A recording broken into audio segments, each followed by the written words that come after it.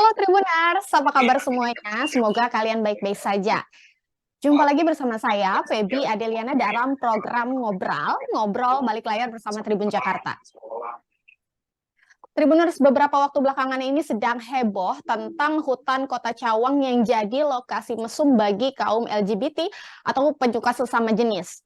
Bukan cuma baru sekali, bahkan faktanya penggerebakan pun sudah sering dilakukan terkait dengan aksi mesum yang dilakukan oleh para penyuka sesama jenis di hutan Kota Cawang tersebut. Nah, sebagai salah satu ruang hijau di Kota Jakarta, kok bisa hutan kota dijadikan lokasi mesum? Nah, untuk membahas terkait hal ini, kita sudah terhubung dengan seorang narasumber, ada pengamat kebijakan publik, Bapak Trubus Hadriansyah. Halo, Pak. Halo, Pak Trubus. Iya, halo Mbak. Halo.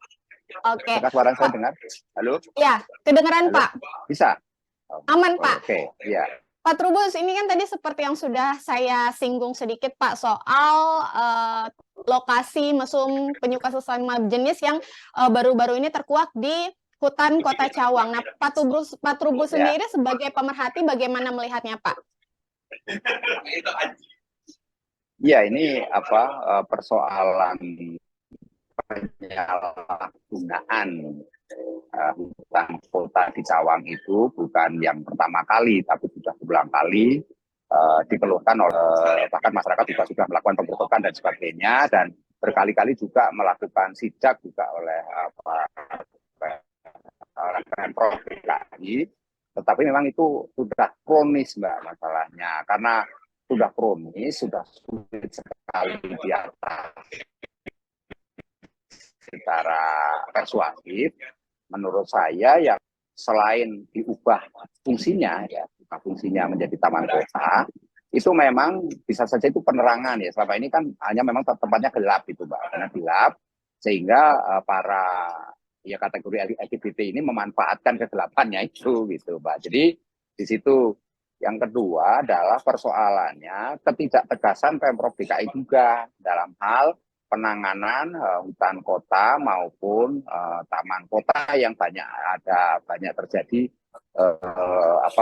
penyimpangan seperti untuk kriminalitas, bahkan untuk hal-hal yang berbau prostitusi, dan sekali belakangan juga soal LGBT. Nah itu memang ketidaktegasan dari Pemprov sendiri Mbak dalam hal ini. Menurut saya lebih kepada faktor hal-hal lemahnya di dalam penegakan aturannya itu sendiri. Yang ketiga memang persoalan taman kota, hutan kota ini kan sampai hari ini belum ada aturan yang jelas Mbak. Jadi kebijakan regulasinya harusnya segera disusun itu, sehingga fungsi daripada hutan kota maupun taman kota itu clear. Kalau ada masalah-masalah pelanggaran itu sudah bisa dilakukan penegakan sanksinya gitu. Yang terakhir menurut saya memang ini problem klasik di mana kemudian Pemprov DKI sering abai ya terhadap persoalan-persoalan yang menyangkut taman kota ataupun hutan kota. Dan untuk kasus di Cawang ini selalu Pemprov DKI alasannya itu adalah milik asetnya bukan milik Pemprov, tapi asetnya milik perusahaan swasta lah gitu ya, perusahaan swasta, sehingga menganggap bahwa itu tidak penting untuk dilakukan semacam alih fungsi atau karena asetnya bukan milik Pemprov. Jadi seolah Pemprov itu seperti lepas tangan gitu. Jadi itu yang menjadi problem persoalan rumitnya. Nah, menurut saya adalah penting bagi Pemprov DKI untuk duduk bersama dengan Jasa Marga misalnya selaku pemilik itu untuk melakukan pengalihan fungsi dari hutan kota itu.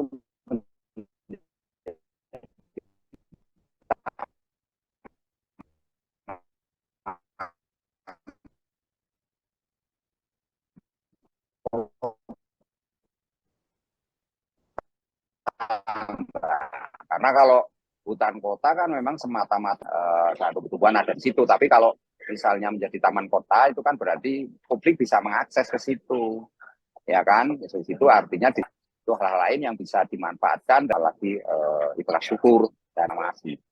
Yang terakhir menurut saya Prof DKI itu perlu memikirkan terkait dengan ini, kalau hanya setiap kali penggerbekan ataupun semacam teguran-teguran itu dan malah akan menutup mereka untuk akses-aksesnya, itu kekhawatiran kita malah munculnya pelanggaran HAM. Karena kan kalau sudah bersikap diskriminatif, nanti ujung-ujungnya diskriminasi orientasi seksual misalnya karena LGBT. Nah ini kan nanti menimbulkan gugatan dari para pemerhati HAM maupun para pemerhati atau pihak-pihak lain yang punya kepentingan terhadap LGBT itu sendiri gitu loh. Jadi dan itu berbahaya juga melanggar konstitusi Undang-Undang 45 juga gitu. Sehingga menurut saya memang agar tidak berulang-ulang seperti itu dialihkan aja fungsinya dari hutan kota menjadi taman kota, dan yang paling penting juga bagaimana pengecekan pengawasan terhadap taman-taman kota di tempat lain, Mbak. Karena ya tidak hanya hutan kota di Cawang saja, sebenarnya di taman kota yang lain juga sering terjadi penyalahgunaan, yaitu untuk prostitusi, untuk kriminalitas, hal-hal yang berbau menurut saya penyalahgunaan yang kemudian mengganggu ketertiban umum. Seperti itu, Mbak. Baik, Pak Trubus, tadi berdasarkan keterangan Bapak, beberapa kali Bapak lebih mengarahkan kepada bagaimana pengalihan fungsi menjadi taman begitu ya Pak ya. Tapi kalau kita bicara tentang ruang hijau, sebetulnya kan memang di Jakarta itu cukup beragam ya Pak. Ada tadi hutan kota, terus juga taman-taman. Nah ini sebetulnya apakah dari hal pengawasannya yang justru menjadi PR atau seperti apa Pak Trubus? Ya kalau pengawasan menurut saya itu kan sifatnya jadi ini nggak bisa berjangka panjang, Mbak. Karena kan pengawasan itu sifatnya kan jangka pendek. Kalau mau jangka panjang, ya tentu melibatkan ini pembenahan infrastruktur dan SDM, Mbak. Infrastruktur di situ berarti ya kan di situ kan dibangun pos, ya kan pos pengawasan, tidak CCTV. Kalau cuma CCTV nggak bisa kan gitu. Jadi artinya harus ada orang lah, entah itu petugas Satpol PP atau petugas lain istilahnya itu tidak ada jaminan kemudian tidak terjadi penyimpangan-penyimpangan gitu. Lebih baik menurut saya dialihkan saja fungsinya, Mbak, gitu. Karena dengan tetap menjadi taman kota ya memang prioritasnya berbeda, Mbak. Kalau hutan kota itu kan prioritasnya pada pohon-pohon itu, Mbak. Artinya sifat hutannya itu masih menjadi prioritas.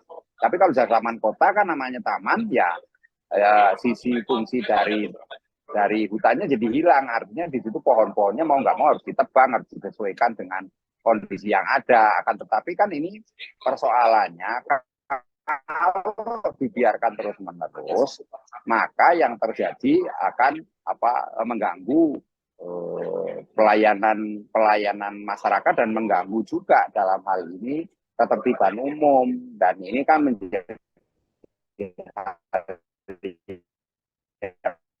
tidak baik atau tidak pantas karena kemudian banyak pelanggaran norma-norma, tentu kemudian nanti mau tidak mau melibatkan pelanggaran terhadap norma agama dan norma hukumnya. Jadi menurut saya lebih baik memang yang kedua, memang pemindahan itu sendiri membutuhkan proses panjang.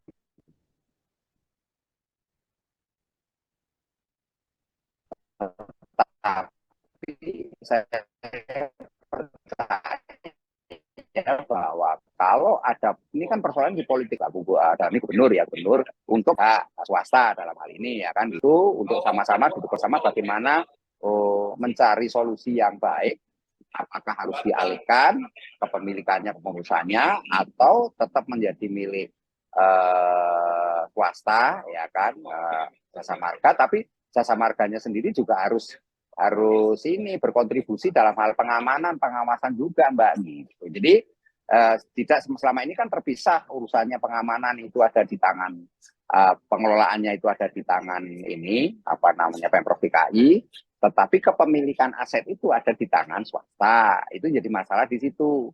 Karena alasan itu selalu digunakan dalam hal apa penegakan aturan atau penegakan hukum terkait banyaknya pelanggaran-pelanggaran, entah itu pelanggaran LGBT yang sekarang kita bicarakan, yang menurut saya itu memang harus ada ketegasan, keberanian untuk mengalihfungsikan dan keberanian juga untuk membuat aturan yang tegas agar di situ tidak disalahgunakan, termasuk hutan kota yang lain dan taman-taman kota yang lain, Mbak. Karena memang disinyalir juga tidak hanya di Cawang itu, tapi Baik. juga di tempat lain di taman-taman kota juga sering terjadi begitu, Mbak. Ya, Pak Trubus, ini kalau tadi sesuai yang Bapak bilang juga bahwa pengelolaan ini masih di tangan Pemprov DKI begitu Pak. Tapi sebetulnya bisa dibilang bahwa mereka Pemprov DKI, maksud saya kecolongan juga nggak sih Pak terkait pelanggaran ini Pak? Ya bisa saja dikatakan begitu, bahkan tapi kalau mau dikatakan kecolongan, mesti apa pihak pemprovnya bisa bisa nggak bersetuju atau bisa mencak-mencak itu Mbak gitu ya, itu. Nah karena memang sesungguhnya itu kecolongan dalam pengawasan. Tetapi kan pemprov nanti alasannya dengan keterbatasan SDM, keterbatasan infrastruktur, keterbatasan anggaran, dan selalu itu asetnya bukan aset milik pemprov, selalu alasannya begitu. Nah, tentu ini menjadi ruang makanya di mana kemudian antara Pemprov dengan pihak swasta itu saling duduk bersama, mencari solusi bersama, paling tidak ditemukan win-win solution kalau misalnya tetap miliknya adalah kepemilikan swasta, apa namanya hutan kota itu, tapi pengelolaannya misalnya atau penanganannya ada di tangan Pemprov DKI, ya harus ada berbagi, Mbak. Di situ ada kesepakatan bersama bagaimana pengelolaan yang baik. Malah di situ bisa menjadi role model bagi hutan kota lain yang mungkin ada atau mungkin juga diduga sering digunakan hal ini. Yang kedua, daripada nanti menjadi tempat hunian kumuh seperti yang terjadi di bawah layang-layang tol itu, yang di Jakarta Utara kan banyak tuh layang-layang tol yang bawahnya itu digunakan untuk pemukiman, malah untuk tempat penduduk. Akan lebih baik kan itu dijadikan taman kota ataupun hutan kota yang dimana kemudian fungsinya jelas dan itu menjadi istilahnya ya mengurangi polusi lah gitu ya. Tapi kalau kemudian dibiarkan terus-menerus, ya memang tidak saja terjadi pelanggaran dalam hal LGBT saja atau perilaku-perilaku prostitusi, tapi bisa saja seperti terjadi di Jakarta Utara itu, difungsikan lain jadinya kan untuk pemukiman di bawah tol.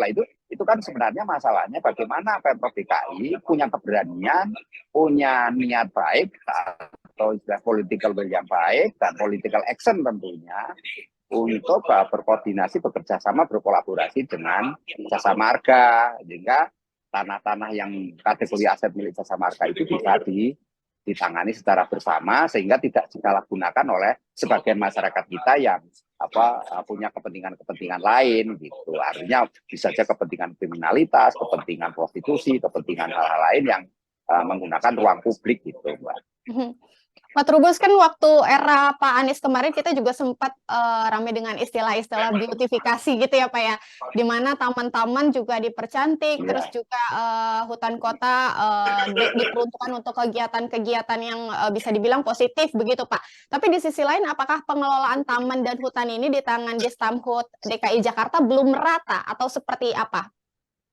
Ya kalau persoalan itu kan sebenarnya lebih kepada political will kan, karena kebijakan yang ada itu memang selalu kebijakan sifatnya sementara, karena itu kan sifatnya sementara, artinya berbau politis gitu ya. Apa yang disampaikan Pak Gubernur sebelumnya kan lebih banyak politis dan punya niat atau nawaitunya itu adalah untuk istilahnya itu menuju smart city lah, kepentingan politik smart city.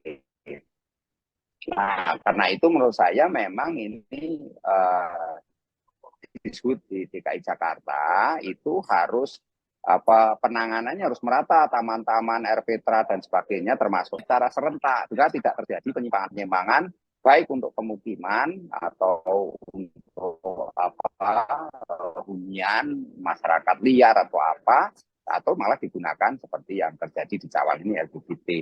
Nah karena itu menurut saya memang ada satu kebijakan berupa aturan regulasi, gitu, jadi kebijakan regulasi dibuatlah agar ada sanksi-sanksi kepada mereka-mereka yang melanggar gitu, yang melanggar tentang fungsi daripada taman kota, hutan kota maupun tanah-tanah yang atau ruang-ruang di bawah layang tol ataupun ruang-ruang publik lainnya, Mbak. Saya itu. Pak, ini terkait langkah dari Pemprov DKI soal hutan kota yang ada di Cawang itu, Pak, penjagaan Satpol PP dan juga perbaikan pagar, apakah sudah cukup efektif menurut Pak Trubus? Ya belum cukup efektif. Itu kan sebenarnya jangka pendek saja, ya kan. Itu nanti suatu saat kebijakan itu jadi masuk angin.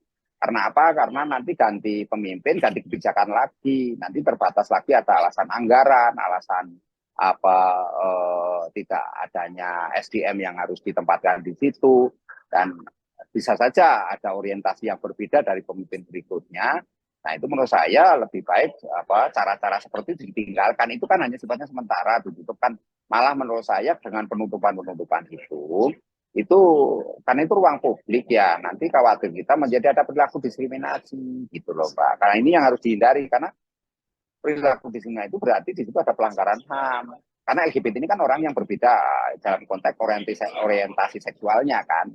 Nah, padahal di dalam undang-undang HAM itu nggak boleh gitu, itu dilarang gitu. Artinya kita tetap dalam layanan publik itu setara dan sama, sederajat gitu. Tidak ada pelanggaran yang sebenarnya diskriminasi itu. Jadi menurut saya itu memang cara-cara yang dilakukan sekarang, saya merasa jangka pendek ya efektif, tapi itu tidak efektif untuk jangka panjangnya gitu loh, Mbak. Jadi itu yang kedua, menurut saya memang penempatan orang dikasih pos-pos itu seolah-olah efektif, tapi sebenarnya bisa saja berpotensi penyimpangan lagi. Nanti ada penyuapan di situ, ada praktek-praktek koruptif di situ lagi, karena para LGBT atau mereka-mereka yang melakukan pelanggaran kemudian di situ diselesaikan secara adat atau diselesaikan secara musyawarah mufakat.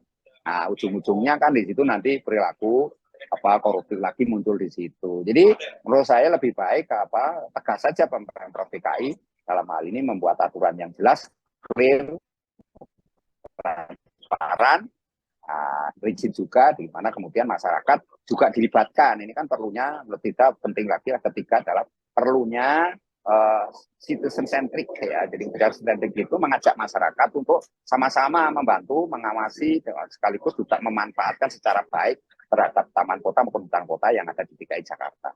Begitu. Baik.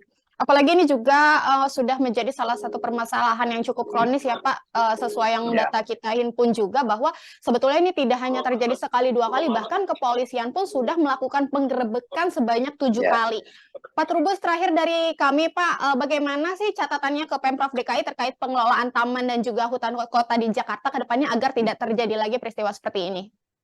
Iya, menurut saya catatan yang perlu diperhatikan oleh Pemprov DKI, yang pertama, buatlah aturan jelas, transparan, tegas, ya, di mana kemudian kebijakan regulasi itu nantinya menjadi payung hukum, menjadi payung pedoman bagi aparat di dalam penegakan, termasuk juga masyarakat dalam hal melakukan tindak pencegahan pencegahan terhadap terjadinya tindak pidana kriminalitas atau kategori perilaku atau prostitusi itu, Mbak. Yang kedua adalah bagaimana Pemprov DKI itu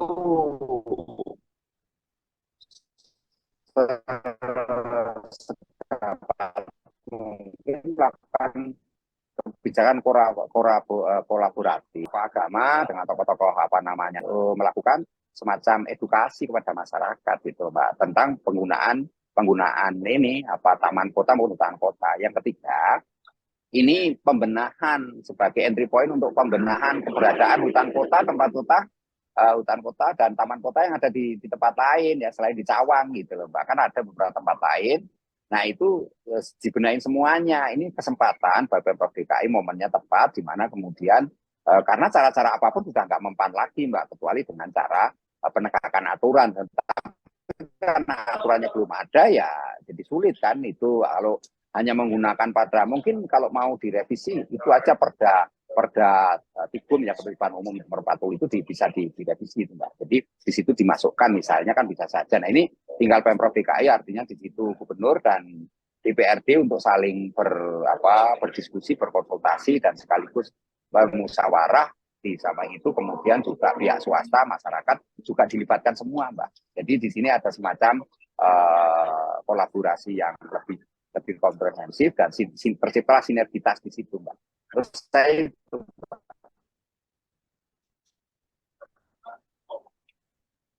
Iya, Pak Trubus? ya, Oke. iya, gimana, Mbak? Iya, baik Pak Trubus, terima kasih sekali atas wawancaranya hari ini nih Pak. Sayang sekali Ya, waktu kita sudah habis. Mudah-mudahan nanti kita bisa bertemu di lain kesempatan ya Pak. ya, sama-sama, Mbak. Ya, Tribuners, itu dia sesi wawancara kita hari ini bersama dengan pengamat kebijakan publik, Trubus Rahadiansyah. Tadi sudah didengar sendiri bagaimana hasil wawancara dari Pak Trubus terkait dengan fenomena peristiwa penemuan kaum LGBT atau penyuka sesama jenis yang kerap berlaku mesum di salah satu hutan kota yang ada di Jakarta, Tribuners. Untuk hari ini kita sudahi dulu, tapi jangan khawatir karena besok kita akan kembali dengan episode yang lebih menarik pastinya. Tetap di Ngobrol Tribun Jakarta. Saya Pebi Adeliana, pamit undur diri. Terima kasih.